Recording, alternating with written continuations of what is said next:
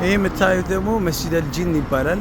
መስጂድ ጂን ማለት ለምን እንደተባለ ታሪኩንም እንነጋገራለን። መስጊዱን ደግሞ መጀመሪያ እዩት፣ ውስጡንም ደግሞ አሳያችኋለሁ። መስጂድ ጂን ይባላል። ይሄ የምትመለከቱት ማለት ነው።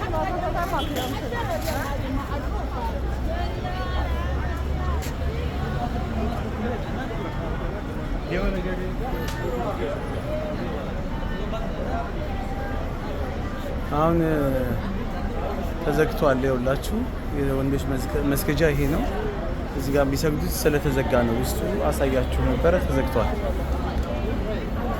እዛ ድረስ እሱ ታሪኩ ምንድነው? የአላህ መልእክተኛ አለይሂ ሰላቱ ሰላም እዚህ ቦታ ላይ ቁርአን እየቀሩ ባሉበት ወቅት ላይ ጂኒዎች ይመጡና ይሰማሉ፣ ቁርአኑን ያዳምጣሉ። ከዛ በኋላ ካዳመጡ በኋላ ደግሞ አላህ በቁርአን ላይ እንደነገረን ወኢዝ ሰረፍና ኢለይከ ነፈረ ሚነል ጂን የስተሚዑነ አልቁርአን ፈለማ ሐደሩሁ ቃሉ አንሲቱ ፈለማ ቁድየ ወለው ኢላ ቀውሚሂም ያ ቀውመና ኢና ሰሚዕና ኪታበን ኡንዚለ ሚን ባዕድ ሙሳ ሙሰዲቀን ሊማ በይነ የደይህ የህዲ ኢለል ሐቂ ወኢላ ጠሪቂን ሙስተቂም።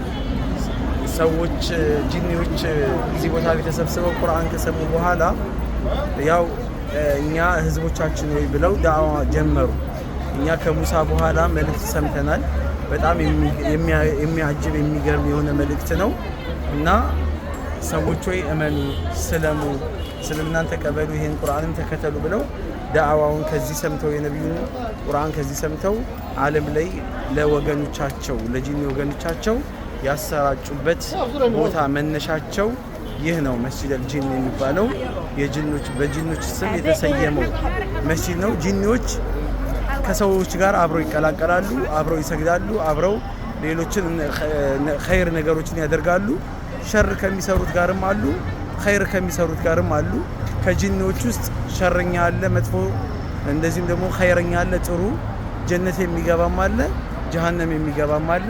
ከጂኖች አማኝም አለ፣ ከጂኖች ደግሞ ከሃዲም አለ፣ ሙናፊቅም አለ። ልክ ሁኔታቸው በአጠቃላይ እንደ ሰው ልጆች ነው ማለት ነው።